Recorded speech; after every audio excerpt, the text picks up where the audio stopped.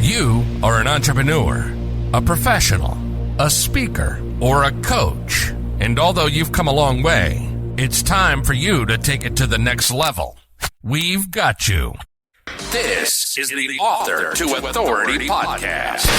We'll help you use authority and influencer marketing to build your business stronger and faster by publishing a book. You'll hear from guests that are thought leaders in sales, marketing, networking, communication, social media, promotion, and business leadership.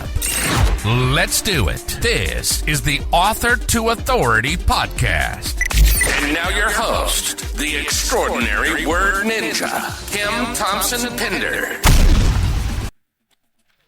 Welcome to the Author to Authority podcast. If you've ever wondered whether building an online community can actually build your business, well, I've got good news for you. It can. And you're going to find out more on today's episode of the Author to Authority podcast.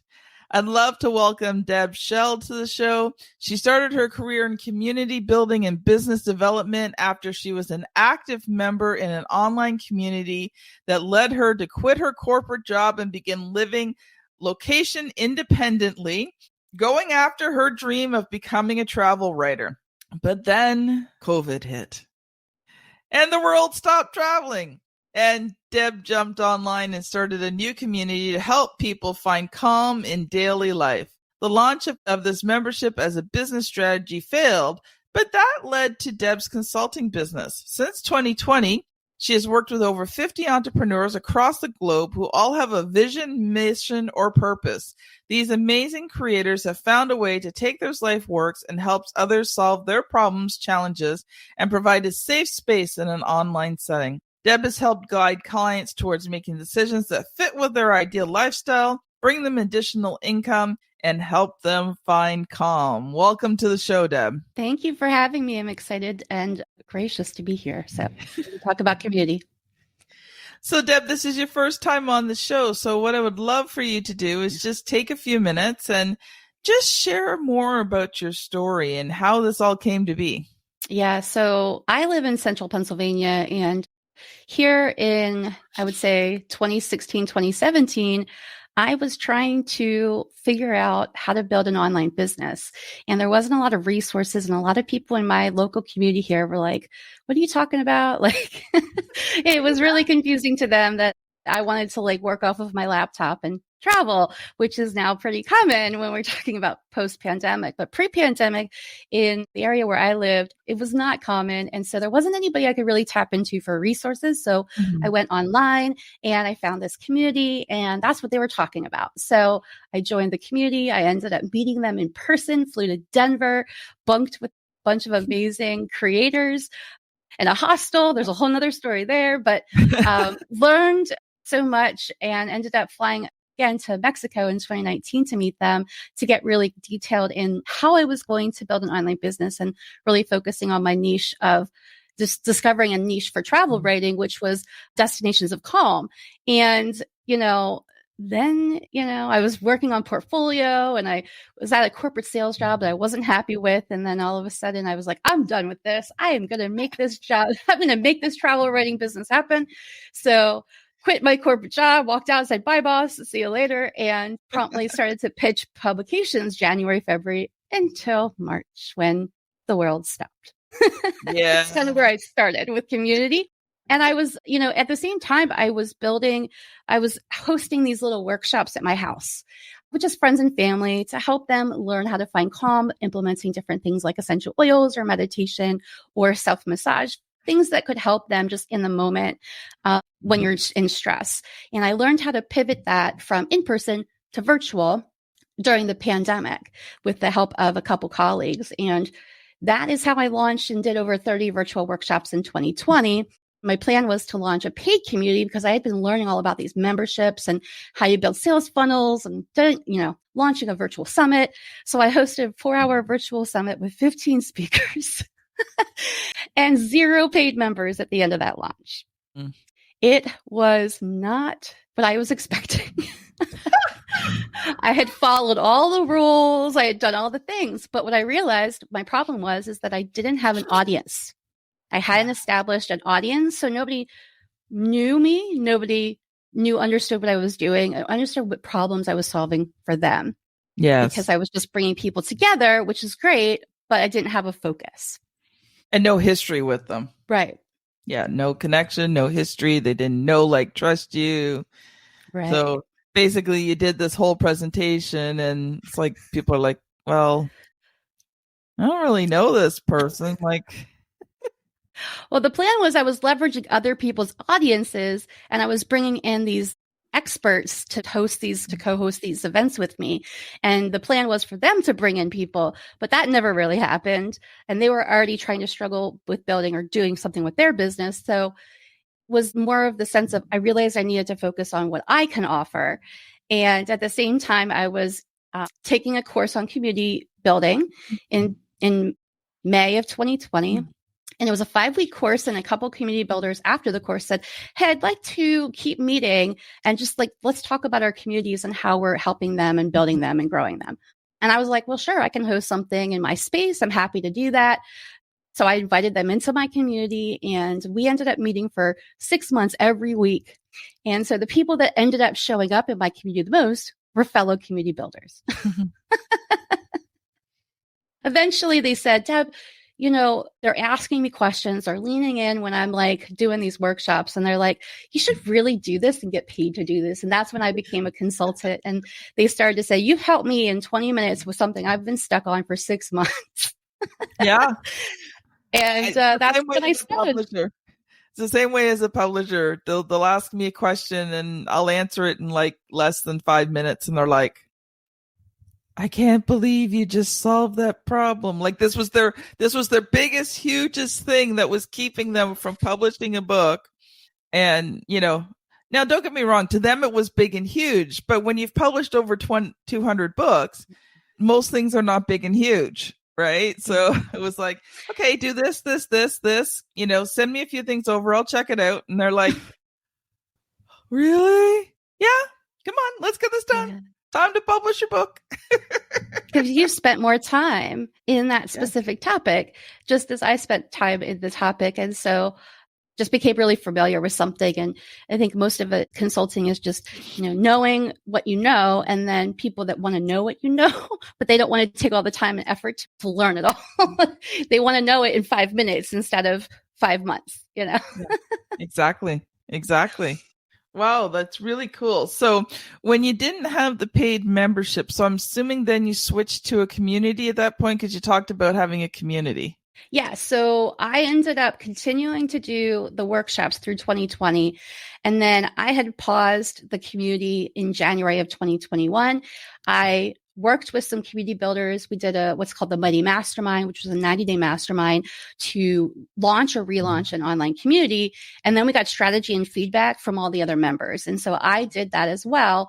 And basically I decided to relaunch this community, but I relaunched it with the focus of it's for community builders to help them find calm, because there's so many things out on social media and in marketing that are telling us, just like I thought, here are the steps. And if you follow these steps, and you know, this will be the outcome.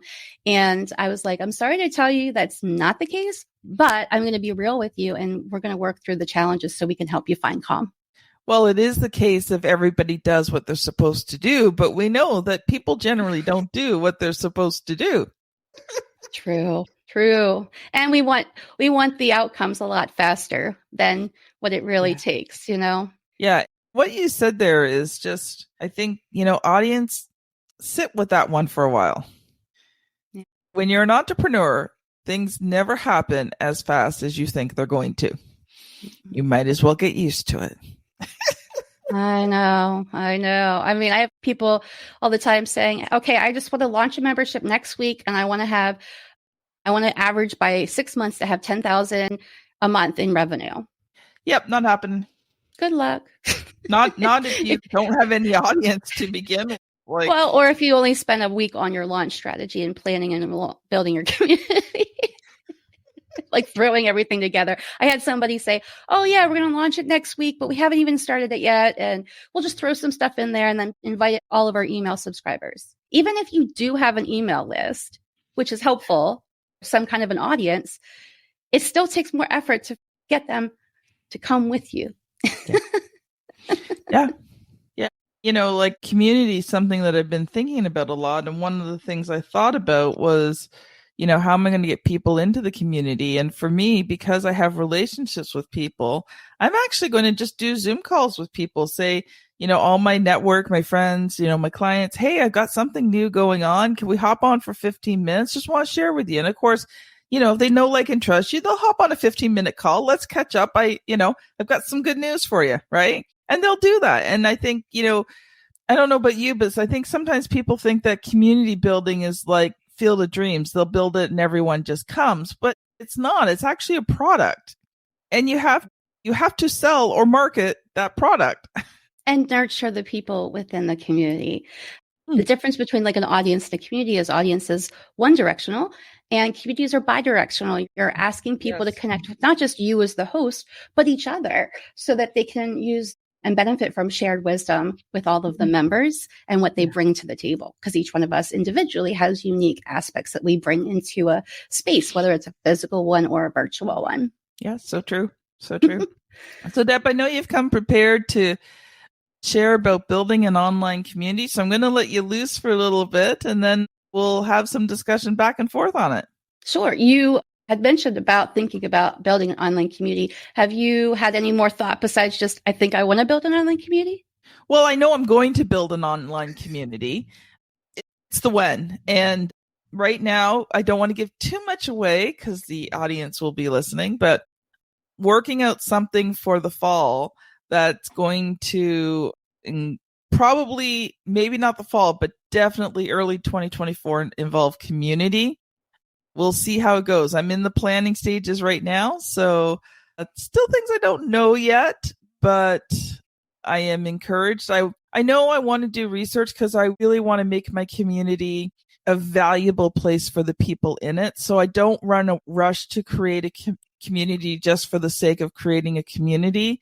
I really want to create a place where, you know, the people who join are going to get so much value and feel like, you know, they're part of the community and feel like they're gaining more than they're giving. So I know that takes time. It's going to take research. I need to connect with a whole bunch of people and find out what it is they want and then find the way to give it to them within the community. Congratulations on clarifying a little bit of your community, what we call the community concept, and talking about discovery and thinking about it in phases, which is what you kind of just described. So the basics, when I say community building basics, I think about, we have an idea for an online community. That's your community concept. I think I want to launch a community about this thing, and this is how I can help people within this space.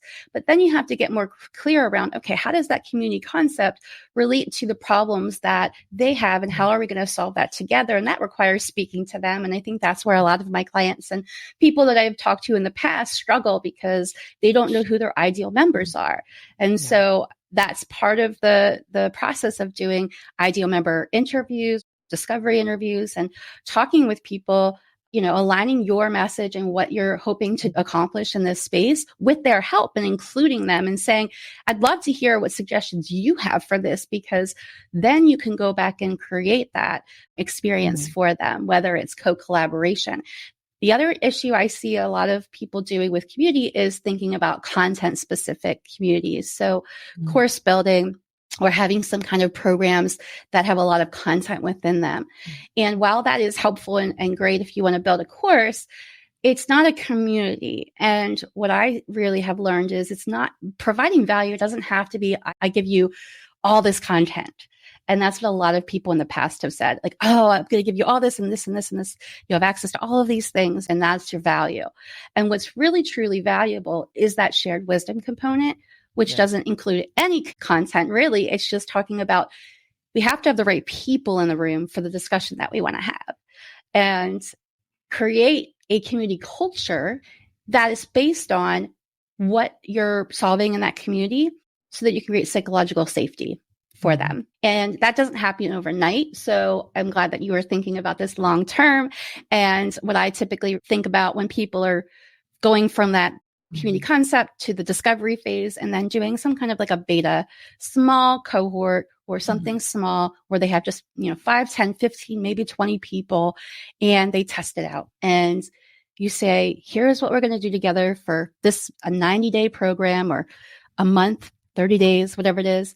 And that gives them a clear expectations. The clearer you are, the more easily it's going to be for you to convert people into something like that, because they understand when it starts, when it ends, and what the expectations or, what's involved in it. So those are a couple of tips. I don't know if that was helpful. Hopefully it was. Let's dive a little bit deeper. So, let's talk a little bit more about the discovery phase. So, you're sitting there, you're thinking about this.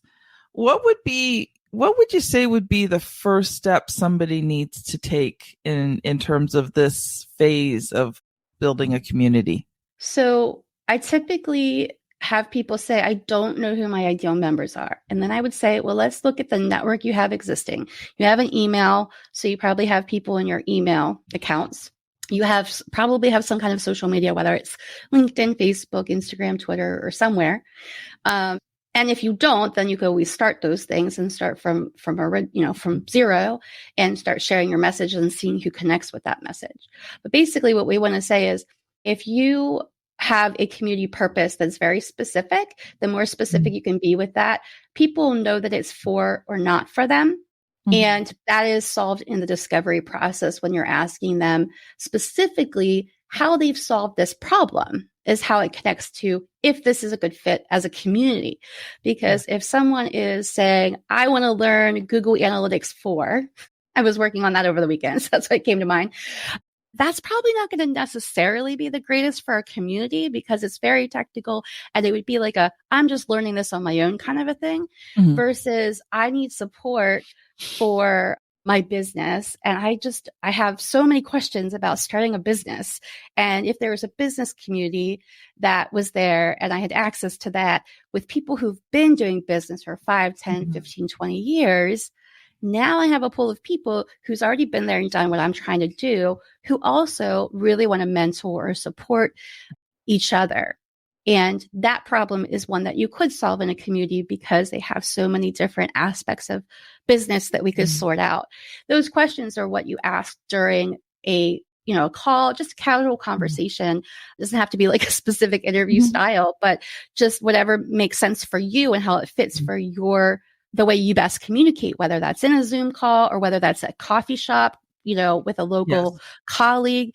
Either way, just having that, so I know that you've been struggling with this thing. And I was thinking about, doing a group coaching program around this, or a book study club or whatever it is.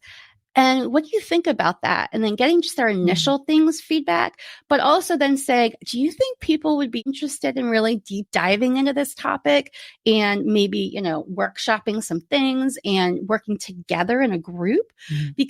And then you also have to ask them if they've been spending time online, because if they're a person who never goes online, that they just like, I'm old school, I don't want to do that internet stuff like Facebook.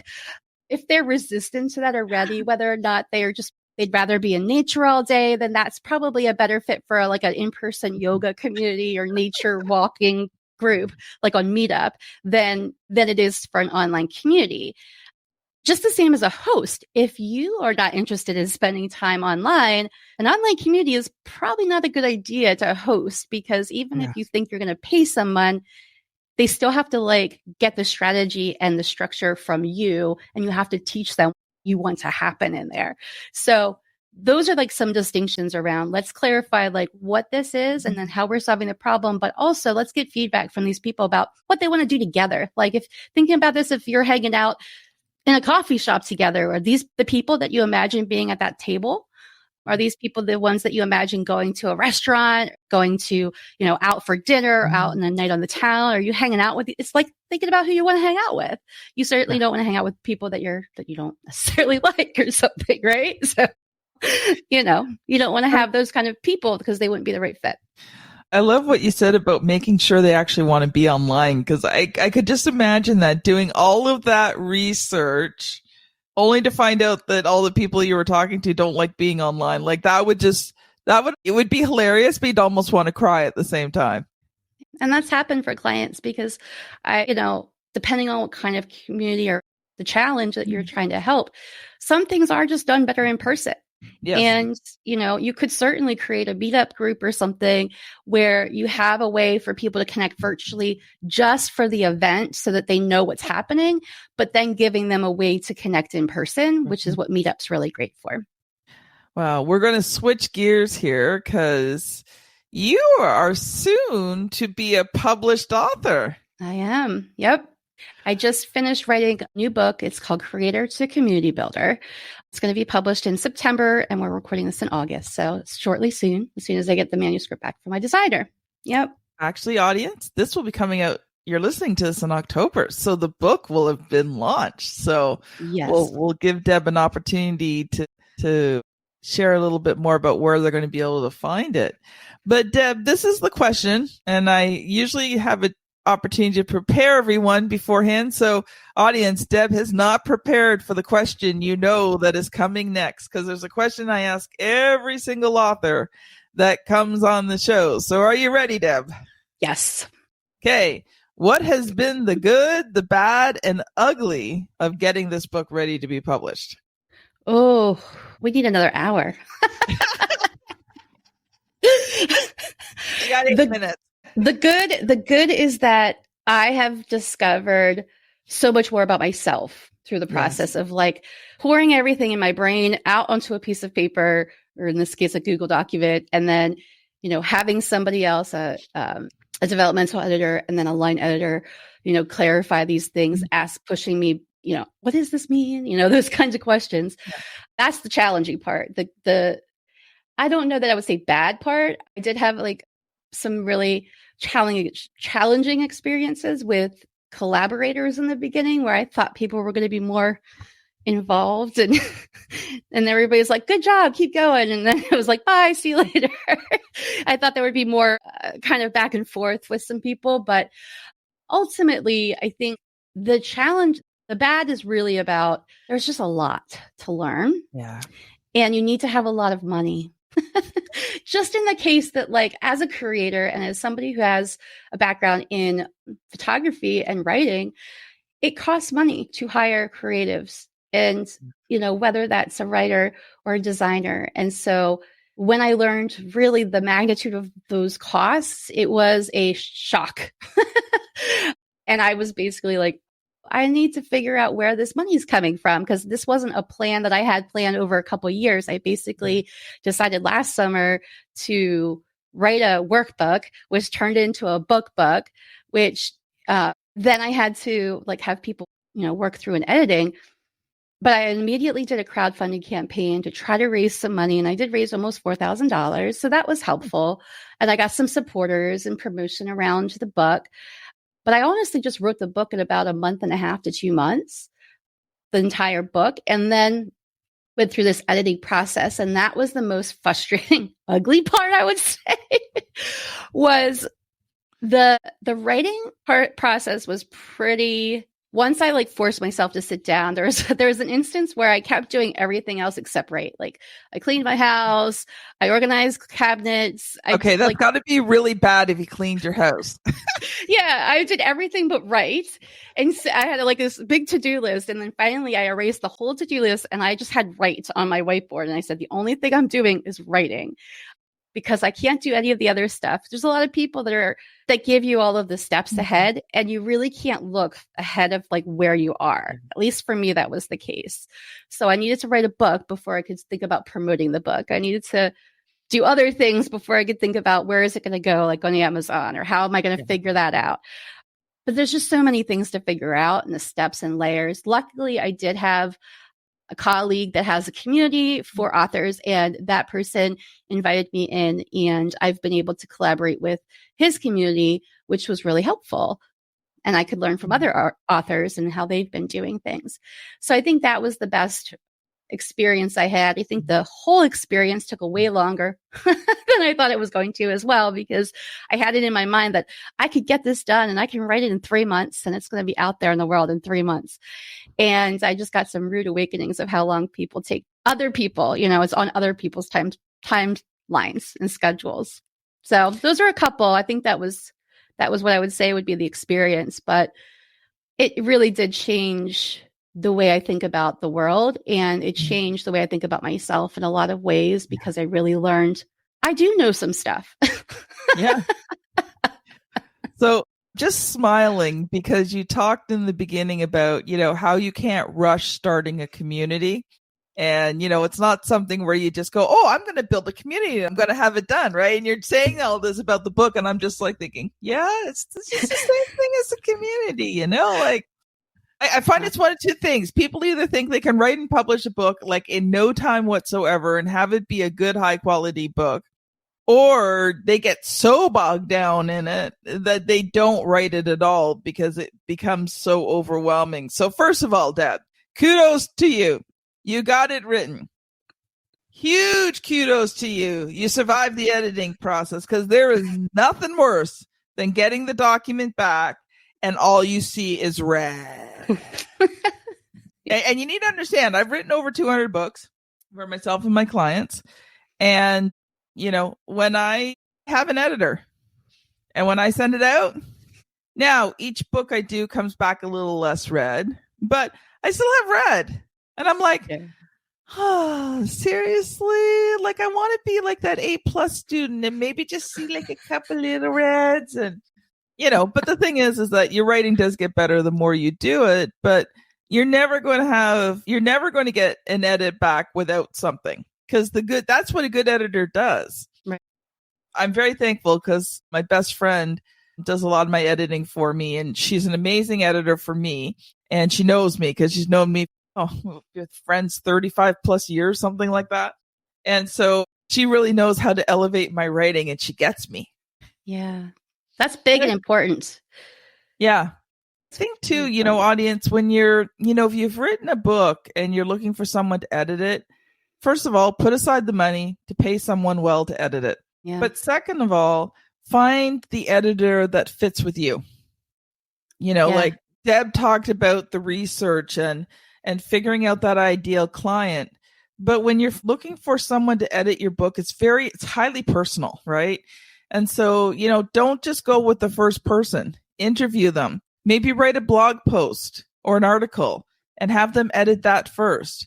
Because there's nothing worse than handing someone your book and getting it back, and they've edited it so much it's no longer yours. Yes, that's a great point.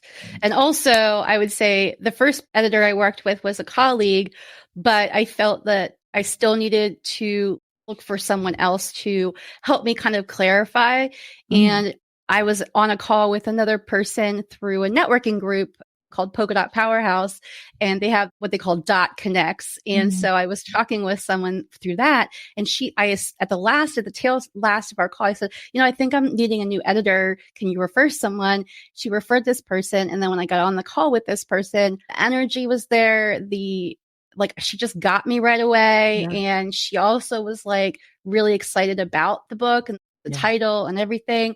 So from our conversation was really good flow, and I trusted and felt like whatever that invoice says, I'm going to work with this person because I know she's going to really make this book amazing. And the first line edit we did, there was a lot of red, but she was asking me things to clarify, because you think something in your head and what's in your head, right? Yeah. But nobody's in your head. So you have to when you put it down, you've pulled this out of nowhere, completely out of context. You put it in your book and you totally get it because you understand the context.